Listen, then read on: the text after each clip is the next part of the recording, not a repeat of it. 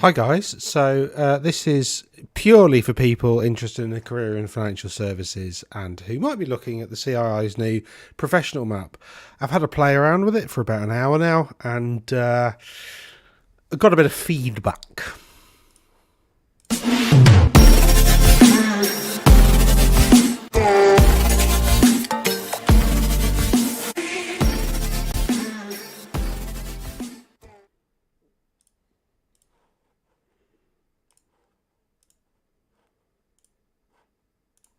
Hi, don't know what happened there. I was just clicking around trying to get the thing to work. Right, so let's just have a look at it. The CII have done this thing called the professional map. They've been talking about it for ages. It's supposed to help businesses and individuals and whatever, like, develop themselves in their career and all that kind of stuff. So, let's have a dive in and have a look at it, and I'll try and come up with some positives to begin with. So this is the website, ciigroup.org /en/professional-met/individuals. Oh, hold on a minute. No, that's not the /en/professional/map. Okay, catchy URL, isn't it? So here's the map. Okay. So let's just read through it. So the professional map is a career development tool that helps you identify training needs. We'll see. What they've done is they've categorized competencies into three categories: technical expertise, behaviors, and enablers. I'm not sure how aligned these are with the CII, but with the regulator, with the FCA. But let's see. Basically, all of these options are the same no matter what the self-assessment says. So if you do the self-assessment and it suggests that you do a bit of learning in a certain area, then that's fine. You can download it, but then you've got to go to there's not really much interlinkage, but we'll see. So let's click on the first one. Let's explore the map. So here's the map. This work is licensed under Creative. Why put that there? Don't you just assume that everything on a corporate website's trademarked and not? Anyway, sorry, that's a little bit of a side. So it doesn't let us go any further until we click the thing. Now they've done this really cool thing with the logo here. I quite like that. Behaviors are the sword, enablers are the shield, and technical expertise is obviously the book. But behaviors are a sword. Well, okay. So here are the behaviours. You've got curiosity. Now, anybody who's done any psychology will know this as the trait personality openness. They're basically relabeling curiosity. Let's go through curiosity. Future focus, inquisitive, open-minded, shows an interest in what's going on around them, wants to learn and develop, generate new ideas, blah, blah, blah, likes talking and thinking about stuff. It's personality trait openness. So either they don't know about the big six personality traits, or they don't agree with them. But why not just call it openness? And because there's a lot of evidence about the type of behaviours that open people, like myself, there's tons of research around that. Why relabel stuff? It's a bit like the CII have got this thing called The Journal, which isn't a journal. It's not an academic journal. It's just a magazine. It's just a trade magazine. It's not a journal at all, but they call it The Journal, which is sort of mislabeling a little bit, but I don't really agree with that. But I mean, it's good that we've got something like that, but it would be nice if somebody actually did a proper financial services journal in the UK, because I've got tons of stuff I could get published, but I find it really difficult to get it published because the only journals that I can possibly send my academic work to are primarily focused on America. So I've then got to contextualize it within an American context, and that's just an absolute ball ache, or Australia. But it's a similar problem. I don't live in Australia. I don't know the Australian regulatory landscape, so it's difficult to contextualize my academic work for them. Anyway, customer focus recognizes. The other thing that they've got as well is they've defined 4 bands of person. So basically, band 4 is like senior, executives, people who run their own business, maybe do a bit of compliance work, all that kind of stuff. Band 1 is basically for administrators, people starting out. Band 2, I think, is for advisors, and Band 3 is for people who do a bit more business planning, but don't create systems and so it's not really clear what these bands are pitched at, which isn't helpful. If they had compliance, advisor, power planner, administrator, chief executive, if they had those things, that would be much more easy, I think, for people to understand, because people know what they are. What is band 3? You have to then spend some time interpreting it. So band 3, for instance, uses customer feedback to inform business plans and priorities. Okay, that sounds like compliance. I use feedback to strive for fair customer outcomes and anticipate. So again, feedback sounds like complaint, sounds a bit like compliance. I encourage others to use their initiative to achieve better customer outcomes. Again, sounds like compliance. I take decisions that account for longer-term customer and business requirements. I'm not sure. I invest time in staying up to date with market trends, consumer demands, and competitor activity. Is that compliance? That sounds a bit more like a manager, like somebody who runs a small firm, maybe. I don't know. Whereas band 4 create strategies and systems, inspiring culture, ensure the customer is at the heart of decision making and business planning, which if somebody's really senior, they won't be able to because they won't have any customers, so they're ensuring that somebody else ensures that. I demonstrate broad business things, so that sounds more like chief executive sort of stuff.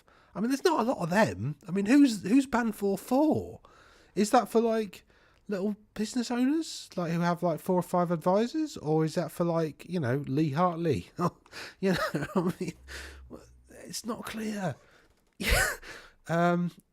This one, band 2, anticipates customers' future demands and needs and initiate appropriate. Well, that sounds like an advisor, really, doesn't it? Proactively seek to understand the needs and issues. Yeah, advisor.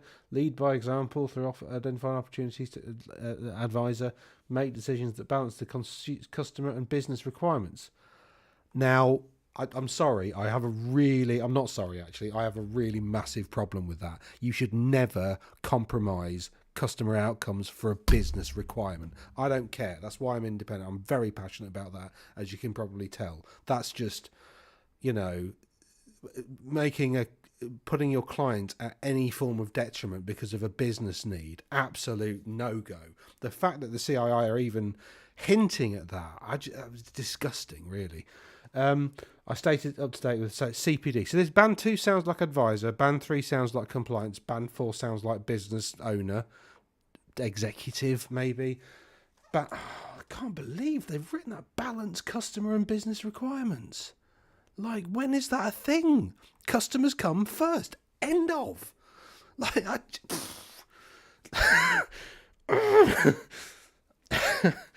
See, my PhD that I'm doing, I'm looking at whether financial planning is a profession.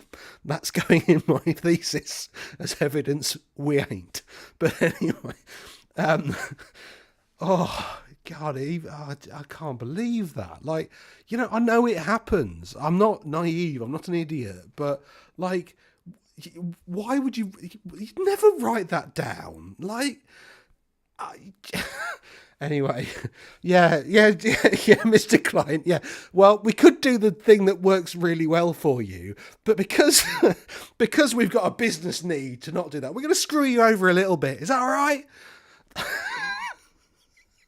Oh, man alive. Right. I take measures to understand what the customer requires and ensure that I consistently meet their demands. Treat all customers fairly, apart from when there's a business need. You've got to balance that. And take particular care when dealing with those invulnerable. I understand there may be a conflict between... fairly, apart from when that's... I understand who does what in my organisation. What does that mean? Who is that? I know the bands are different for each of these behaviours, right? So that's another thing. So if we go to a different behaviour, curiosity... There's different self-assessment things, and it just doesn't say. So if you're trying to work out what a band is, you can download this. amazing document, which includes all of this in one place. So you can look at behaviours, enablers, technical expertise, what we've put in each of these things.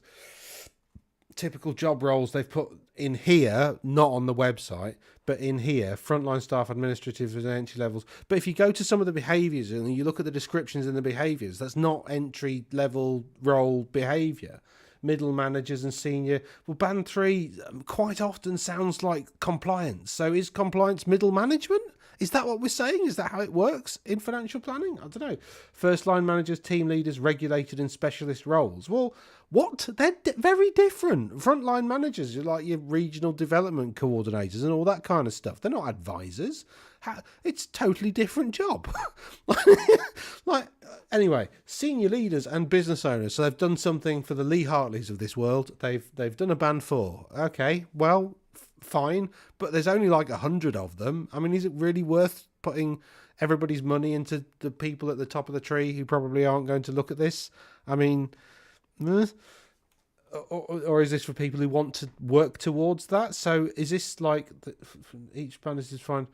So this is for the band that you are, or the band that the band's explained. These are the 4 bands of experience, providing a pathway, but they're like different types of experience or levels or progression, or this is supposed to be, where does it say? It's not even clear because it's on a weird background colour. The professional map. Now a map gives you normally locations and normally routes between those locations. That's how a map works, okay? Or at least allows you to plot a journey from one location to another. Does it say where you are now? No. Does it say... Well, it sort of does. We'll get onto that in a minute. It's outcomes based. Making good decisions means understanding the potential impact of our actions. This is why the professional does not exclusively talk to what we do, but also explores how and why we do it. Oh, dear me. Blah, blah, blah, blah, blah. It's going to change over time. Hooray. Oh, hold on, I've got the door.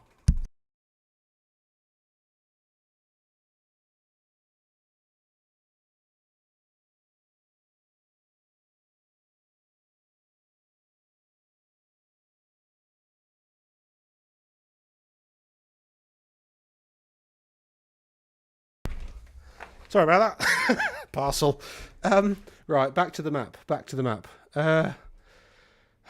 This is the challenges of working from home still. I've got my office sorted for 2 weeks. Can't wait to move in. Right, so let's go. Oh, bands. Look, I mean, how much reading do you have to do to really understand this? Like, how many pages is this? 25 pages. You got to read all of this. Band 1. There's no band 1 in mortgage broking. Oh no, sorry, it's continued. Sorry, no, I'm just jumping the gun. Apologies. Oh dearie me. How do I get rid of this? Go away. Right, you bothersome thing. So I still can't believe that about. Right, so anyway, let's go through it. So that's all your enablers. Self-assess your skills. Self-assess. So this is like step 2. So we've done explore the map. Now we need to self-assess your skills. So let's click on that. That probably takes you to the same thing. Use the tool, maybe based on the current role or the role you aspire to. So it says here, not in the map doc. It's all over the place, isn't it? The role you aspire to progress towards. Click here to find out more. Select your sector and function. Select the band you have identified in step 1. Click assess band X. Save your report. Blah blah blah blah blah blah blah blah. Find learning. Right. So I'm in personal finance. Let's say I'm starting out in my career. I'm a paraplanner. Let's say that. So this would have been. I'm just trying to put myself back into that headspace when in 2008-9 when I started. So I would have been band 1. So let's do that, because I remember looking at this wonderful tool that was provided. It was like a qualifications map, which I found super useful, because it's like, well, which exams am I going to do, in what order, and how long is it going to take me, and what's the cost going to be. I forget who provided that, but it was an excellent tool, and it allowed you to log in and tick the thing when you'd done it, and it told you how many points you had and how far you were off, and it was quite good. You've previously started. If you resume your, do you want to resume? No. Okay, let's start again. Start self-assessment, please. That's 20 minutes. I'm interested in my work. Yeah, I reflect on my capabilities. Open. Yeah, very open. Open to new ways. Yeah. All of that applied to me at the time. Customer focus. I take measures to understand what customer cries. I said I was probably adequate at that at the time. Treat all customers fairly. Vulnerable. I knew nothing about vulnerability at the time. I understood maybe conflict between customer and business needs. I don't know how to answer that. Like, genuinely, even now, I understand there may be. No, I don't think there is. I think if you put your clients first, then your colleagues second, then the business will be fine. Like, I don't see any reason to. I don't understand that question. It's such a weird question. I'm going to put strong because I think that's a strong response. I know the business drivers for my organisation. Yeah, well, did I at the time? Yeah, I think I'd had a good one. I understand who does what in my organisation. That's adequate, probably. I know how my role contributes to the department, and I complete my given objectives. Yeah, I was good at that. I take action to make things happen. Yeah, very proactive. I deliver what is asked of me on time and no, I was pretty weak at that, to be honest. I had a problem with time management when I started out in my career. I manage my time through planning and prioritising. Yeah, weak. I respond positively to the challenge and accept it. Oh, yeah. Love being challenged. Always have. I present myself and my ideas in a professional manner. Pretty weak at that. Wow, what the hell does professional manner mean? I'd just say good, because professional to me means just, doing a decent job. I'm doing a PhD on it and I still don't know what professional means. It's been something that people have told me, well, that's not very professional, my entire career. And I've always sort of said, well, what does that mean? What do you mean? And nobody's really ever been able to define it. And hence the PhD, so I can actually try and define it. I can communicate clearly, so my messages are understood by others. I'm not very good at communicating. I'm still not really. I tend to not pitch it at the right level. I'm getting better, but I'm 37, still not quite mastered that yet. But I provide self-assured responses in a credible manner. Oh, absolutely, always have. I influence others through use of a logical argument. Well, I use a logical argument. Does it influence others? No, because logical arguments do not influence other people. That's rhetoric. We see this in politics all the time. This is not a helpful question. But anyway, let's say good. I demonstrate my credibility within the organisation. Influencing and logic are different. You can't. You just throw evidence at people. They don't listen to evidence. Like, we know this. Anyway, I demonstrate my credibility within the organisation by creating a positive impression. Oh, yeah, everybody knew I was bright and good and work product was great, but sometimes it didn't happen in as timely a fashion as people wanted it to. They were quite demanding, though. Like, there was one bloke in particular who'd, like, drop cases on me and be like, right, I need that tomorrow or, like, this afternoon. It's like, oh, for God's sakes. I proactively develop relationships with my colleagues and customers. Yeah, always have. Yeah, I act in a friendly. Actually, when I was starting out, did I? My best mate was the boss. I don't think. Yeah, I did. Yeah. I suppose I'd go good. Would I have said good at the time? Yeah, I think I would. I act in a friendly and supportive manner, responding appropriately and willingly to requests for help. Not always supportive, always friendly. Mostly, no, I can't do that now. I've got to. I listen to other people with respect, recognizing they may have a different perspective and aware of my own biases. No, I'd have said, what would I have said at the time? I mean, looking back on myself now, I was definitely not aware of my own biases, but I've done an MSc. Oh, it's there in basically behavioural economics. So, I know now, but I absolutely didn't then. But what would I have said? I listen to other people with respect. Yeah. Recognise they may have a different perspective. Yeah. Always open for a debate and aware of my own biases. I'd have probably gone good, but I'd now say weak. I share relevant information with colleagues and customers to keep them up to date. No, that goes to communications. I consider the needs and feelings of others. I mean, I'm way better at it now. I tell everybody every time I've done anything just to let them know that I'm working for them. But, That's something I've learned. I consider the needs and feelings of others in order to gain a wider perspective. Consider the needs and feelings. I'd have said adequate. I wasn't very. I was a very different person back then. Actually, it's 12 years ago. I collect. Oh, hold on. 6 of 11. I recognise when there are issues. Yeah. I collect all the information required and ensure the details of fact. Yeah. I probe and question in order to understand. Yep. Solve routine problems in the. Yep. I take straightforward decisions within the. Yep. Oh God, I can be relied to do what I say I will do. Yes, I admit when tasks are below my level of capability. No, well, good. I take responsibility for my. Yeah, definitely. Always very responsible. I like taking responsibility. I demonstrate consistency. Yep. Handle personal. Yes, massively so.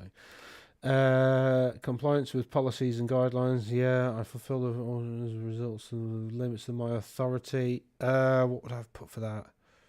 I've probably gone adequate. I had a bit of a confidence thing. I'm aware of and comply with the compliance procedures I'm expected to adhere to, including my organisation. Yeah, I know the content of the CIA Code of Ethics. Actually, I still don't. I know I probably shouldn't admit that live on the internet, but I still don't really know what's in it. It's like stuff like fairness, and I haven't read it for ages. Stuff like fairness and don't be It just seems, from what I can remember from the last time I read it, which is some years ago now, it's something to do with basically the FCA's, like the FCA's, what's it called? The principles of something or other. You can see I'm not a massive fan of it because, to be honest, like as I'm finding in my PhD, most of those codes of ethics are more or less right, but they're not quite there. I just stick to the Nolan principles, and that I think is in excess of the CII and the FCA. Last time I looked, anyway. I probably need to revisit that. I understand the consequences of ethical and unethical conduct. Yep, I'm very ethical. I explain to. That's a weird response to that question, isn't it? I'm able to explain conflicts of interest and the potential consequences for a customer. I don't know. I've always been independent. I'm aware of my organisation's speaker whistleblowing. No, I had no idea about that. Understanding. Oh yeah, very good at tech. Critical. Open to change the way. Yep. I use appropriate digital and non-digital data. What do they mean by non-digital data? Like what could you possibly mean by non-digital data? Like feelings? Well, so I've got your life insurance quotes, but I feel the one that pays me the most commission is better. That's me using non-digital data. Is that what they mean? I don't think so, but a bit weird. I mean, I'd say strong and that. I use technology to effectively communicate. Average. I'd have said it's not really important at the time. Like, people will get the file when it's done. I don't see why I should. That's what I would have said then. Now I'd say you need to tell everybody literally whenever you do anything, because it lets you know that you're working for them. And, if you keep emailing them saying, I've done this, they don't give you more work because you're working on something. Which is true. Whereas if you don't, which is one of the problems I had about time, I got overloaded because I didn't tell people where I was up to with stuff. So essentially people, just kept piling the work on and, because I got it out and everybody was happy. But I understand how to use social media at work. And at the time, I would have said weak. That was 2008. I mean, it wasn't really a thing. Importance to my work as a paraplanner, not at all. I use common personal finance terminology and understand the structure and main activities of the sector. I said pretty good. I question to understand and actively listen to. Yeah. I consider and respond to the needs of the client. Adequate. Important. Understand the legal and regulatory framework. Yeah. I know the range and features of personal I work with and how I can strong, critical, because we're independent. Undertake research. Right, I'm just going to go through these now, just very quickly. Accurate client records. Yes. I give clients. I don't I don't give clients, because I was a paraplanner, that was advisors. I'm aware of suspicious transactions and fraudulent activity. I think I was that, and it is obviously critical. Oh my God. Paraplanner Halley's difference. Actually, I've never been clear on that, even when I was one. Well, I'd say that, and then I just said that's not paraplanners, that's advisors. So maybe good. I mean, defining paraplanning is actually really difficult. Nobody's done it yet. That's my next job after I've defined what a profession is. I think paraplanning might be an easier thing to define than a profession, but well, it's not actually. Anyway, it doesn't really matter. I obtain straightforward client information, provide support to the functional to enable them to give accurate advice to clients. Yeah, that was pretty good. I perform straightforward. Yeah, loads of that. Love maths. I use template forms and reports to prepare straightforward vanilla answer. Yeah, I did. Yeah. Right, so here we go. There's the importance, and there's where I'm lacking, or I was lacking. So very curious. I mean, I'm coming up as really good. Like, I think this may be a confidence building thing, because like there's not many of the options where you're going to put I'm rubbish at that, really, are there? So curiosity, doing great. Customer focus, I take measures to. So this is essentially your feedback. So all of those 11 screens relate to something here. And then it essentially looks at the ones where you answered like middle or below and puts that in needs work. The ones that are, good, and the ones that you put as, strong, it puts in this category. So that's what the tool does. So it essentially categorizes the answers that you've just given, which, okay. And then it does this nice little chart here. So that, again, okay. What comes off the back of that? Download development planner. Oh, it comes in a spreadsheet. How marvellous. Come along. What file is it? No, what's Pocket? I don't know. Excel. It is a spreadsheet. Yeah, why isn't this loading? There we go. Welcome to the find. Okay, my plan. Okay, what's this? What am I supposed to do with it? Step 1, save a copy, spider chart, look at your results. Oh my God, this is so much work. Download development. Oh, that's the development planner. Well, oh, okay, so we save as PDF there. What? Why is it printing? Save as PDF. What? Click and select print to PDF or save to P. It prints the page.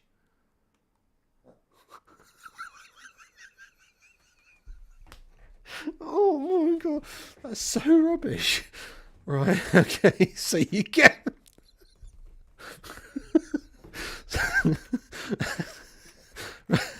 So you print the page, then you download a spreadsheet, you fill in the spreadsheet. Okay, well, I'm not doing all that on. You can. So let's click on Find Learning, see where it takes us.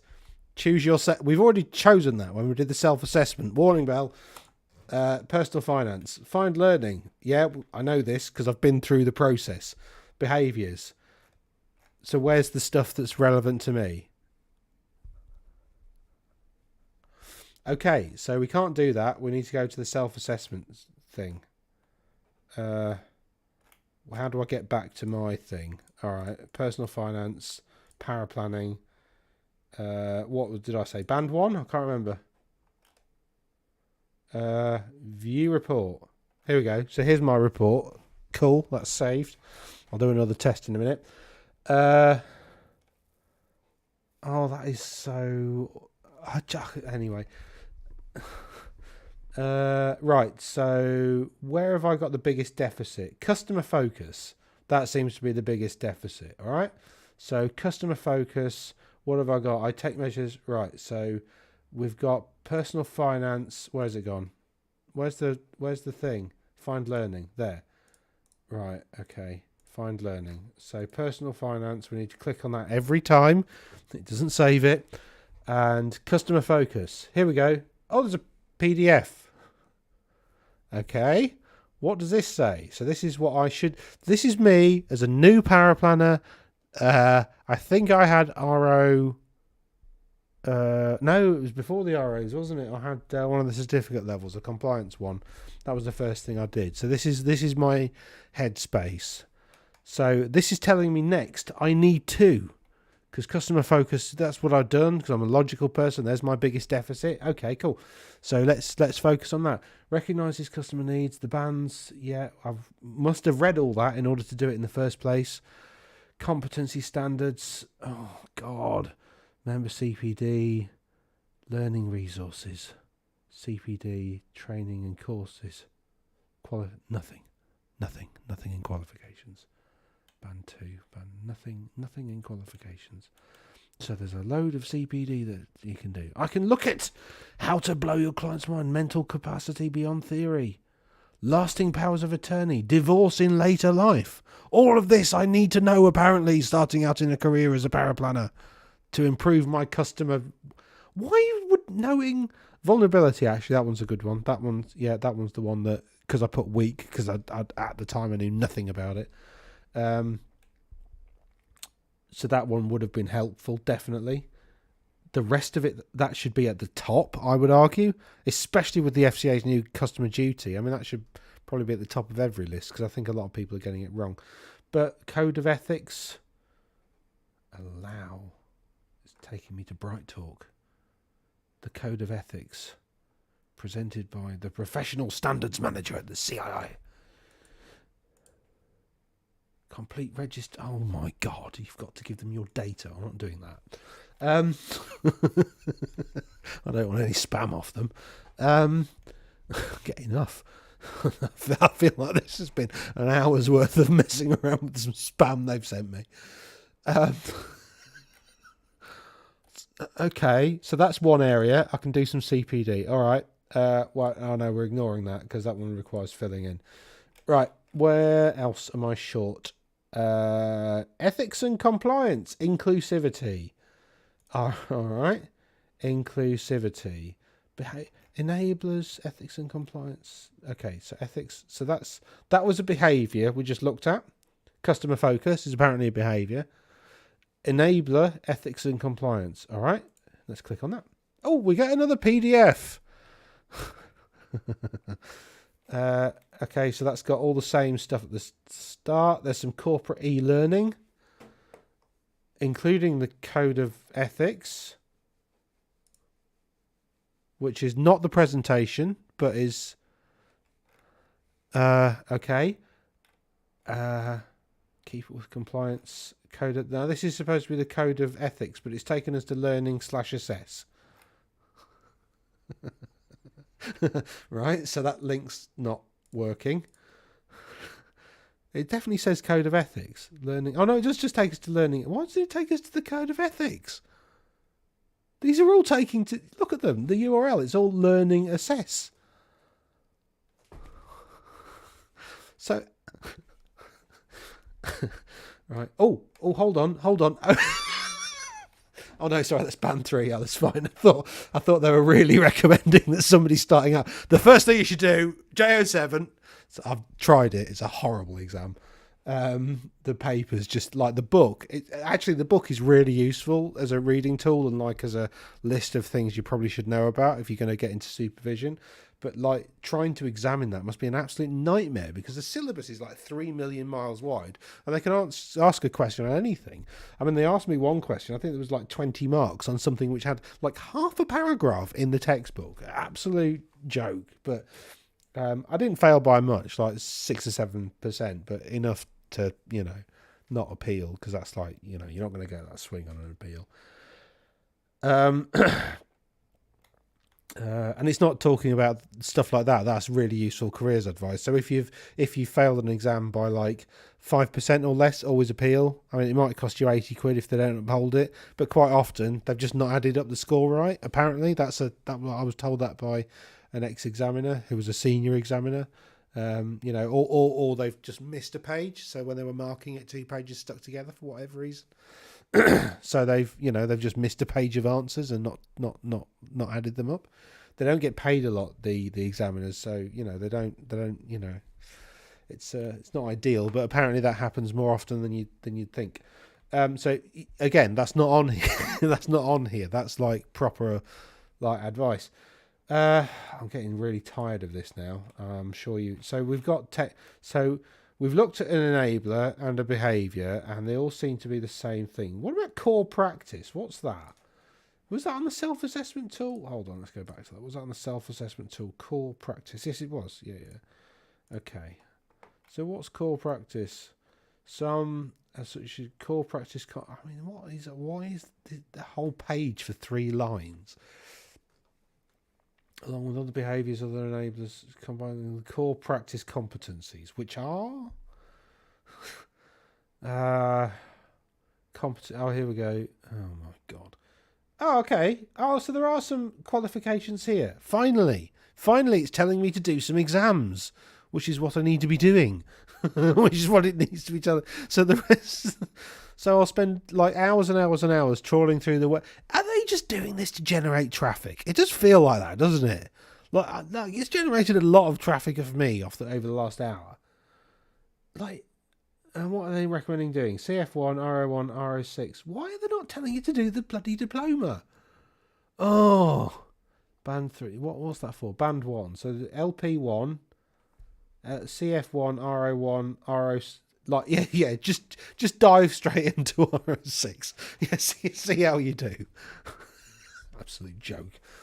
That's the last thing you want to do. Like, bit of the diploma, not ever. Getting bored of this now. Right, have we finished? Have we got to the end? Technical expertise. Okay, so what's this? Technical expertise. Learning resources. Cancel that. Open this one. Financial planning and advice. What does it tell you? Bands. Band 1 learning resources. RO1, RO6. Again. What's this for? Learning. Right. Okay. Band 2. CF1, RO3. This is like for everybody in financial services. So the first exams you should do are these 3. CF1, RO1, RO6. Well, CF1 and RO1 are options of each other. CF1's just at an A level and RO1's like first year of uni. Sort of, but doesn't say that. Then we've got in Band 2, CF1 again. So if you haven't done it there, definitely do it when you get to Band 2. Get more points. Give us more money. Personal tax and then financial planning. We need to do RO6, definitely. We've not done any other ROs. Band 2, remember, is for advisors. So we're an advisor, apparently, but we've not done the diploma. Nor did we ever do the diploma. What do we do at Band 3? RO6 again.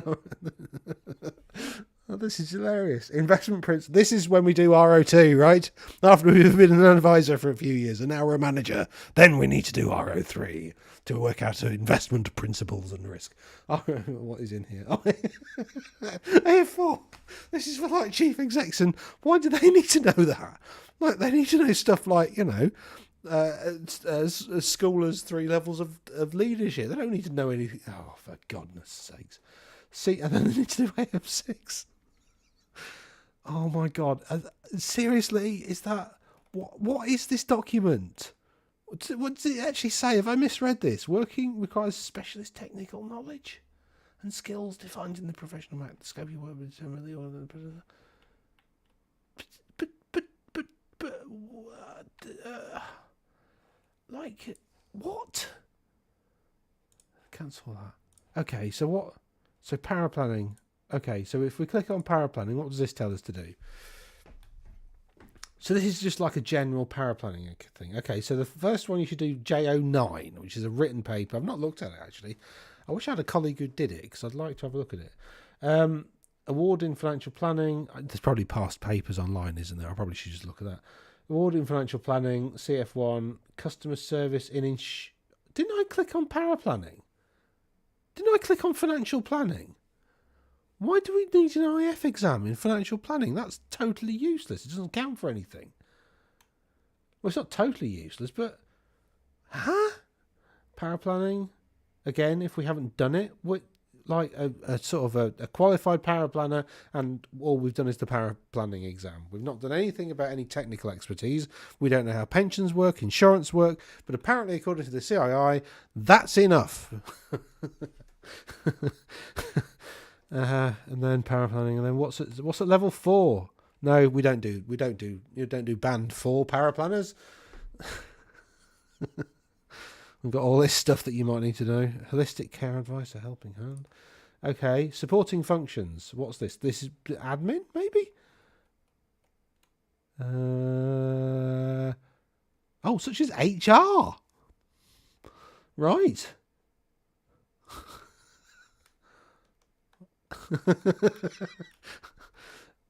Oh, they've got the qualification. Oh, is that at the back of all of them? Oh, right. So they are at the back. Sorry, hold on. No. It's all the units listed. This is where you can buy it. Certificate in Financial Planning. Well, that's LP2 and CF1, or LP2 and RO1. Or is that the... No, that's a certificate, isn't it? And that's... Why? But that counts towards... RO1 counts towards both. Why isn't it... I mean, that's not even... That's misleading. Just... So if you're an administrator, you can do LF1, LP2, I'd seriously recommend as a place to start, to be honest, because it's really broad and it does a bit of everything. I really like it. It's like a starting exam for anybody in financial services because it's A level, so it's relatively simple, but it's just lots of top level, surface information across pretty much everything. Apart from tax. Oh, J12, if you're an administrator, apparently you need to know how stocks and shares work. Just so disappointed. I am really disappointed. Where to next? Well, we've done that. There's FAQs. Well, let's click on that. It's the last one to click. So, what is the map and its purpose? It's a competency framework that sets out the technical expertise and the professional behaviours. But it doesn't help you navigate your bloody exams, you morons. So, I'm sorry, but... No, I'm not sorry. This is so dumb. This whole thing. It's really annoyed me. Who is it for? Individuals, managers that can help you support your team so that they excel in their roles, apparently. I failed to see how. Really, how is it supposed to be? As a market-led standard. What does that mean? Does that mean that SJP's told you to do this? What does market-led mean? Do you mean market-leading? If so, well, you're the only provider of some map that isn't a map. And that doesn't help you get the qualifications you need to progress in your career and focuses on things that are ancillary to qualifications. It's really weird. Why wouldn't you want people getting qualified? Like, why are we gating, like, becoming an advisor? So weird. Yeah, well, the qualification... that says it all. The qualifications and learning currently aligned to the professional map. Now, bearing in mind this was launched today, these are frequently asked questions. They haven't been asked yet, obviously, but there's categories of facts of frequently asked questions that haven't been asked. So, okay. What is the difference with the code of ethics? They don't even like the professional maps. Okay, here we go. The professional maps have the technical expertise and behaviours individuals need to carry out their jobs effectively and can be used to benchmark competencies you currently have against your job. Qualifications are often an important part of the development journey informed by the professional map. Qualifications recognise competence where specific competencies have been met, mainly technical.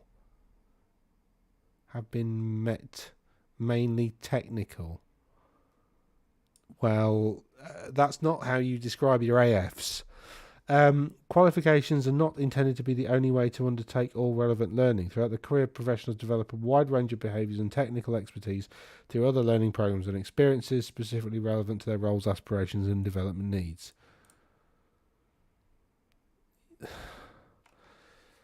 So this is like the on-the-job training that goes along with the qualifications. But why not tell people, if this is supposed to be a map that helps you become a professional, then you need to tell people what the destinations are and what qualities they need to do along that route, so that they can get the appropriate qualifications that actually benefit them in their role.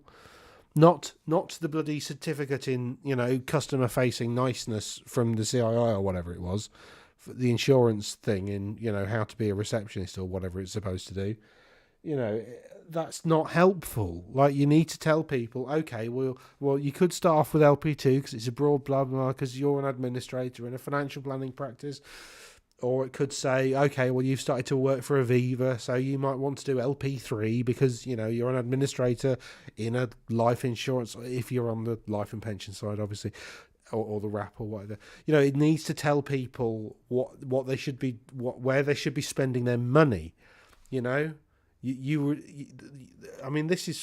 CII are, not very good in their own finances. The PFS is where the money seems to come from, and the CII borrow it off them every year. But this is basically my subscription fee, and all the thousands I've spent on exams is going into stuff like this, and this is really unhelpful nonsense.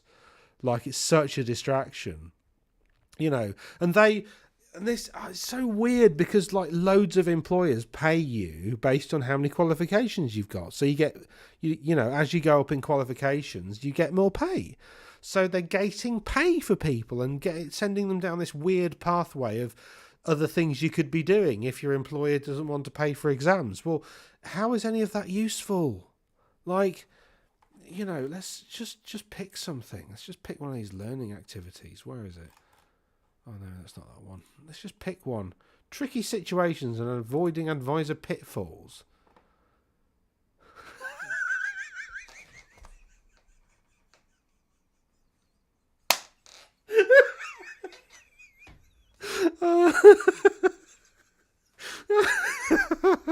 Oh, my God. All right, well... Sorry, that just sums it up, doesn't it? Alright, I've talked about this for way too long. But CII, pull your socks up, for goodness sakes. Jesus.